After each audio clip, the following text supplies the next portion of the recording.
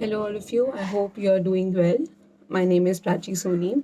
I'm from Gyandeep Senior Secondary Public School, Shikohabad, and I am here to teach Geography NCRT for class 12. The name of the book I'm currently teaching is India, People, and Economy.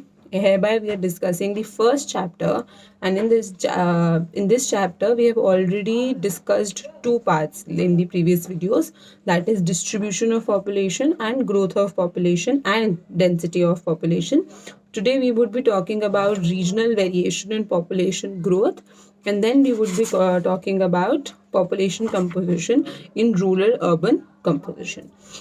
So I would like to point it out again that if you have any problem or any doubts, please feel free to message me or write in the comment section.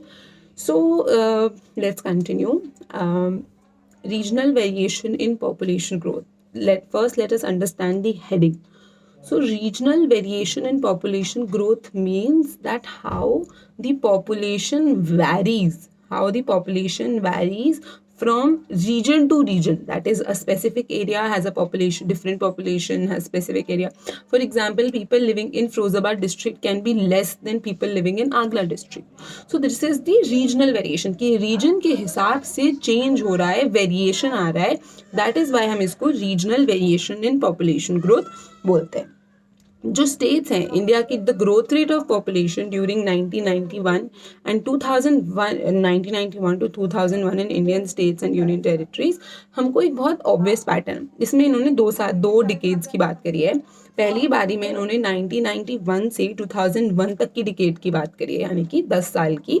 इसमें इन्होंने बोला है कि, और फिर उसके कुछ patterns बताए हैं आपको कि कहाँ पे हाई थी, लो थी, क्या पैटर्न फॉलो हो रहा था. Then they will be talking about 2001 to 2011 कि उस टाइम पे पैटर्न्स किस तरह से थे.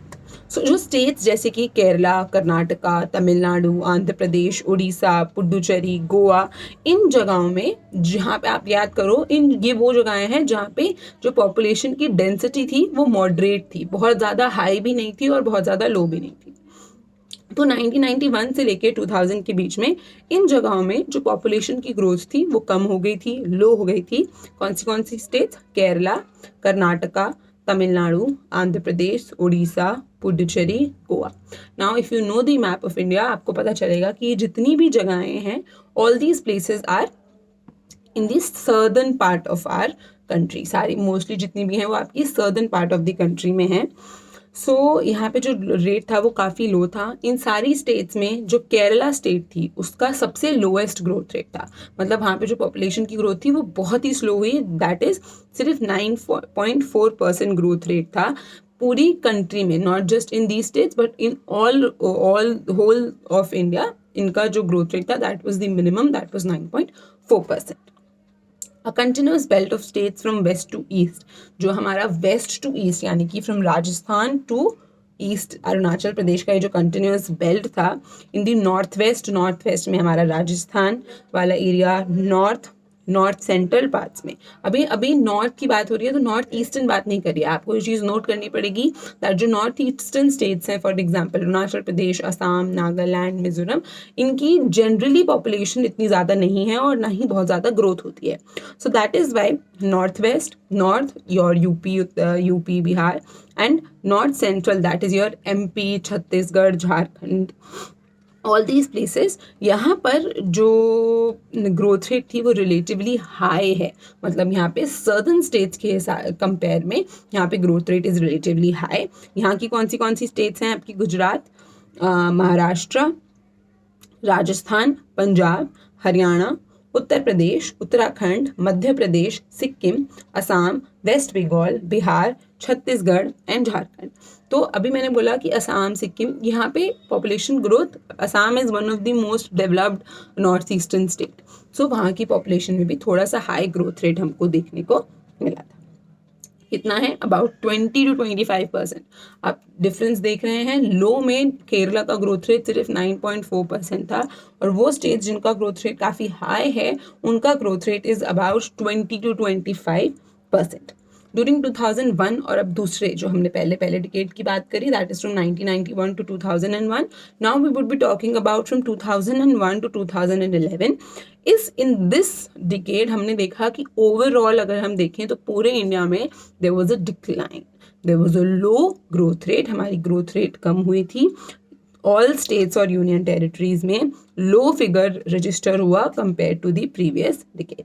जो मोस्ट पॉपुलर स्टेट्स हैं आपकी UP, Maharashtra, Bihar, west Bengal, Andhra Pradesh and Madhya Pradesh, यहाँ पे 2001 से 11 के बीच में जो परसेंटेज थी वो कम हुई है, गिरी है. लोएस्ट आंध्र प्रदेश के केस में 3.5 percentage points and highest Maharashtra ने अपनी पॉपुलेशन कंट्रोल करी है. एक स्टेट और एक union territory, that is Tamil Nadu is the state and Puducherry is the union territory. ये दोनों जगहों में there was a high rate of growth. तो 2001 से 2011 के बीच में ऑल ओवर इंडिया मोस्ट सारी स्टेट्स और यूनियन टेरिटरीज में हमको गिरावट देखने को मिली है, लो ग्रोथ रेट हुआ है. But just in Tamil Nadu and Puducherry there was a increase in the growth rate. There was a high growth rate. In Tamil Nadu it was 3.9% and in Puducherry it was 7.1%. Now, an important aspect of population growth in India is the growth of its adolescence. इसका क्या मतलब है कि India में ये जो growth population की regional variation का जो फंडा है, इसमें जो उसके एडोलेसेंस हैं, एडोलेसेंस का मतलब हो गया वो लोग which who are in the age group of 10 to 19 years के जो ग्रुप है, ये बहुत ज़्यादा मैटर करता है कि ये इस ग्रुप में कितनी वेरिएशंस आ रही है. सो इसका जो रेट है दैट इज 20.9% इंक्रीज हुआ है 2011 में, जिसमें मेल ज़्यादा हैं दैट इज़ 52.7% और फीमेल एडोलेसेंस कम हैं दैट इज़ 47.3%. अब एडोलेसेंस यानी कि पीपल फ्रॉम 10 to 19 ईयर्स, जिनको हम लेमन्स लैंग्वेज में टीनेजर्स बोलते हैं generally, people from 10 to 19 years को. So how are these people how these people affect the economy or the nation? There are two aspects to it. ये जो teenagers होते हैं इनके पास दो ऑप्शन होते हैं. इधर they can contribute to the potential of the nation. बहुत ह्यूज पोटेंशियल होता है इनमें, बहुत ज़्यादा पोटेंशियल होता है. इनको जो सिखाया जाएगा ये उससे कुछ ना कुछ डेवलप करके, स्कूलिंग ईयर्स हैं आपके, स्कूलिंग ईयर्स में आपको जिस तरह से आपको मोटिवेट किया जाएगा, आपको लर्निंग आपके अंदर इम्पैक्ट करी जाएगी, उसी तरीके से आप इन दी फ्यूचर इम्पैक्ट डालोगे. Now there are two ways. आप में से बहुत लोग हैं जो पढ़ना चाहते हैं, जो those who have aim in the life, and there are people कि मैम ठीक है स्कूल आ रहा है, मम्मी पापा ने घर से भेज दिया है, कुछ कर लेंगे, नहीं कुछ करेंगे, घर पे बैठे रहेंगे. सो इन दिस केस आपकी जो मोटिवेशन है वो डिवाइडेड है. उसी तरीके से जो हमारी कंट्री में एडोलेसेंस होते हैं उनके पास ह्यूज पोटेंशियल तो होता ही है. ह्यूज पोटेंशियल का मतलब उनके पास काफ़ी ज़्यादा पोटेंशियल है कि अगर वो सीखें, अच्छा करें, तो in future they can contribute positively to the nation. But इसी के साथ साथ बहुत सारे चैलेंजेस भी आ जाते हैं. फॉर एग्जाम्पल, अगर वो वल्नरेबल हो जाए और वो अपनी एनर्जी को सही जगह पे चैनलाइज नहीं करें, सही जगह पे इन्वेस्ट नहीं करेंगे, तो काफ़ी ज़्यादा प्रॉब्लम्स हो जाती हैं हमारी सोसाइटी में. एडोलेसेंस के साथ टीनेजर्स की केस में कुछ चैलेंजेस, मेजर चैलेंजेस एक नेशन को फेस करने पड़ते हैं. और वो क्या क्या होते हैं? First is lower age at marriage. Generally आपने देखा हो या आपको पता हो तो आपके नोन में आपको कोई ना कोई ऐसा मिल जाएगा जिसकी स्कूलिंग ख़त्म होते ही जिसकी शादी करा दी गई. बहुत छोटी उम्र में 19-20 में ही शादी हो जाना, विच इज़ नॉट फाइन. तो लोअर एज ऑफ मैरिज, इसमें आपके साथ बहुत एक्स्ट्रा रिस्पॉन्सिबिलिटीज़ आ जाती हैं. ये वो एज है जब you are not even fit to handle, to manage your self, और आपको किसी और जने की, एक्स्ट्रा पर्सन की रिस्पॉन्सिबिलिटी मिल रही है और you are handling. If you are a girl you have to handle the whole family. If you are a boy you have the pressure of handling the responsibility, finances, everything. So which is not right. इतनी सी age में this is your age of learning new things, experiencing. So lower age at marriage is a problem. It's a social problem. illiteracy. People are not well educated. There are schools which are schools, but they're not actually teaching. Particularly female illiteracy is very high. School dropouts, now girls who are getting married at 19 or 18 years, or even at 16, 15, 18 years, they have to leave schooling and get married. Low intake of nutrients, nutrition is not proper, high rate of maternal mortality, mothers are dying. What is happening if a girl is getting married at the age of 18 years, for example? So now when she's getting married, she is not well educated. There is a lack of knowledge. She does not know how to manage her health properly. Now, after 3 or 4 years, whenever she will conceive or give birth to a young one, her body will be weak.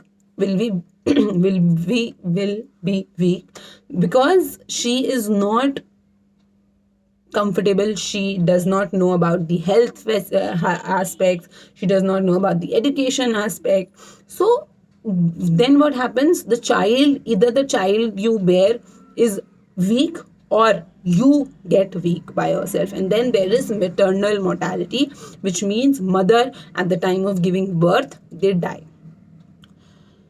High rate of HIV and AIDS infection, physical, mental disabilities. These days, the mental problems, mental disability, not just physical problems, cold cough ke alawa bhi there is mental problems. People are suffering from depression, tension, stress, pressure. So all these things are also very crucial.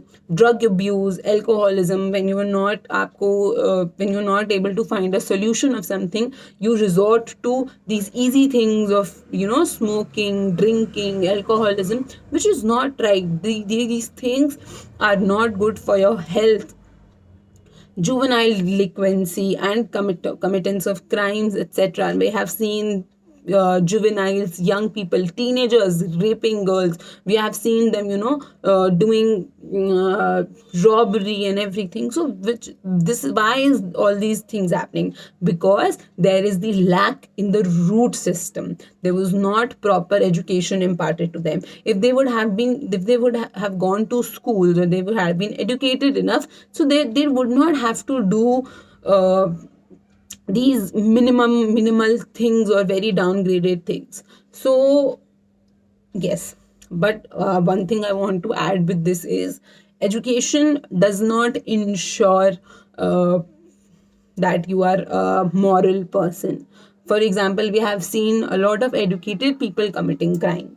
So more than education, according to me, it is your belief system and how you are grown up, how you have been given your life lessons. That actually depends more on how you behave with others and how you react in the society.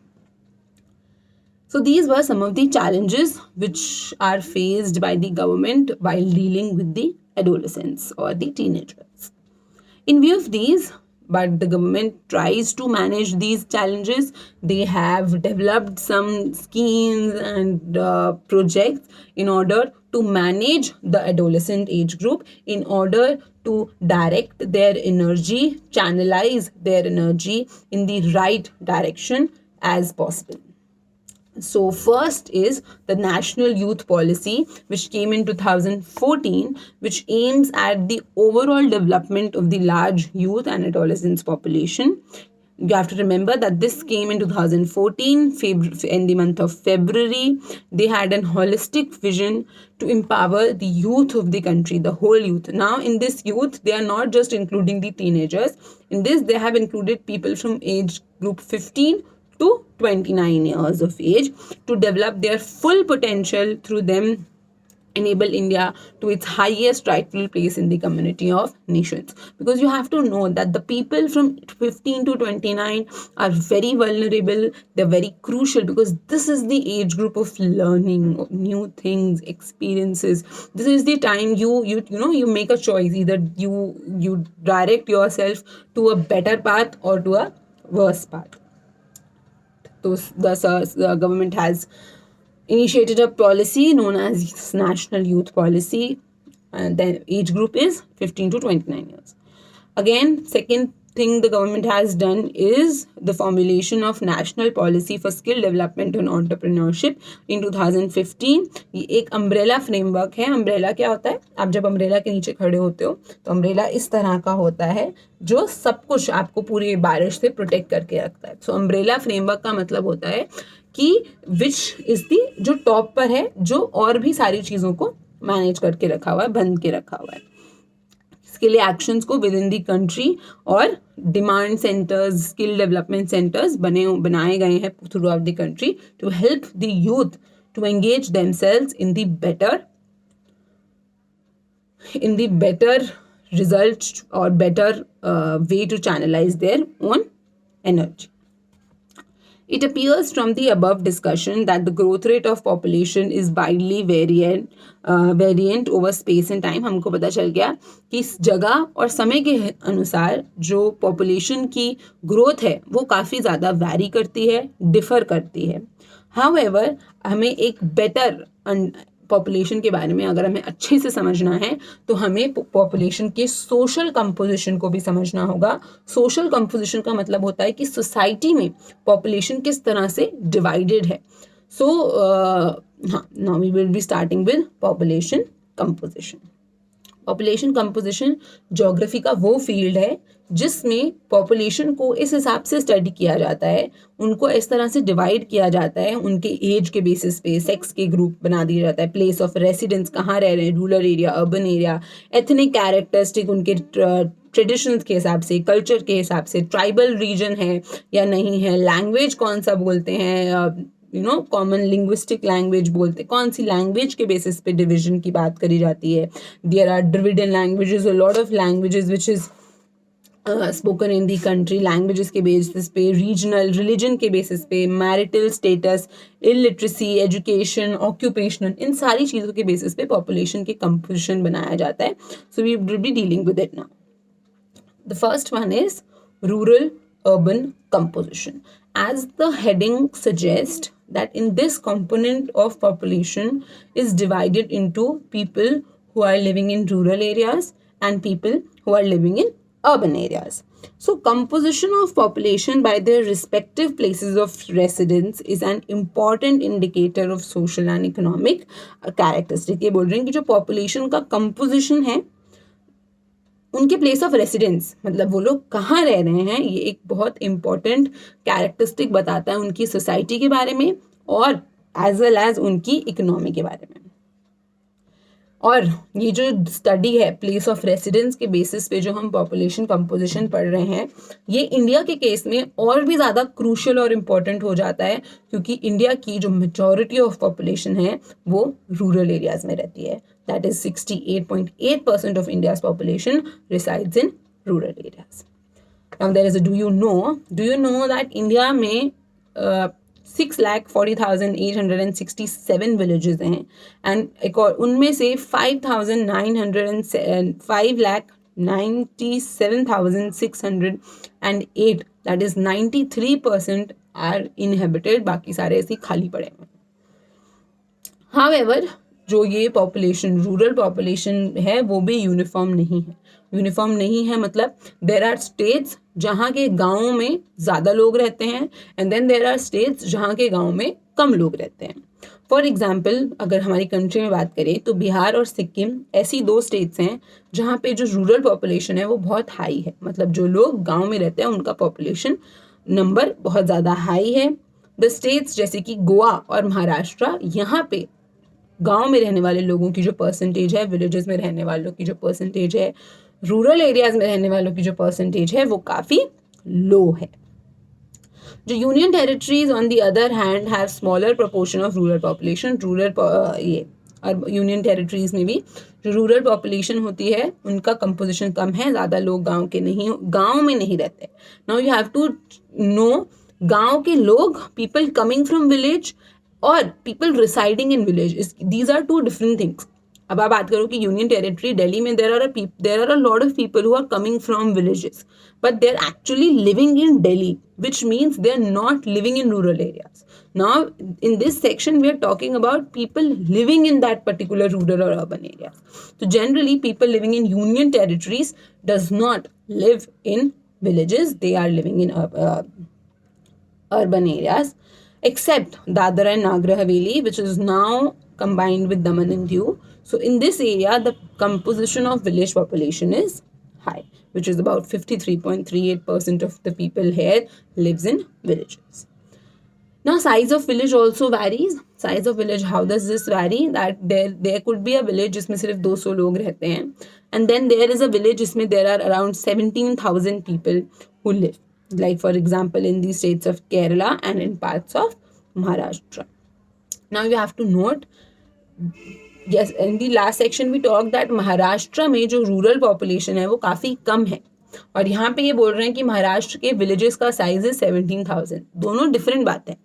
In the first case, they were telling that 100 में से only, I'm just telling you for example, 100 में से there are only 40 people or 30 people who are living in villages. In this case, they are telling you that ये जो 30 people, यहाँ पे बहुत सारे गांव नहीं है, ये there are only 5 places जहाँ पे ये 30 people रह रहे हैं.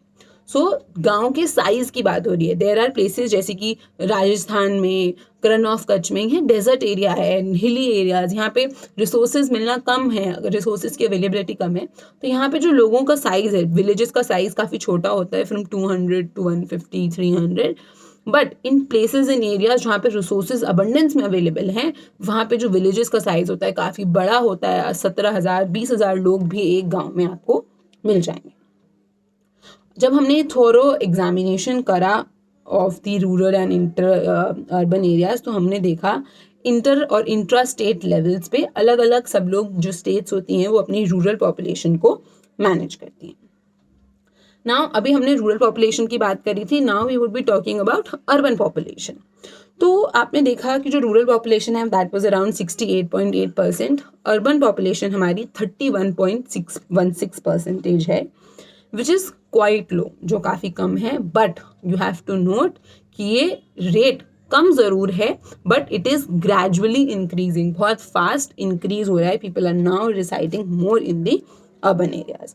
अर्बन एरिया की जो पॉपुलेशन है वो काफ़ी हाई स्केल पर ग्रो कर रही है, क्योंकि यहाँ पे हेल्थ केयर फैसिलिटीज़ अच्छी होती हैं, हाइजीनिक कंडीशंस बेटर होती हैं. That is why people start moving to these urban areas.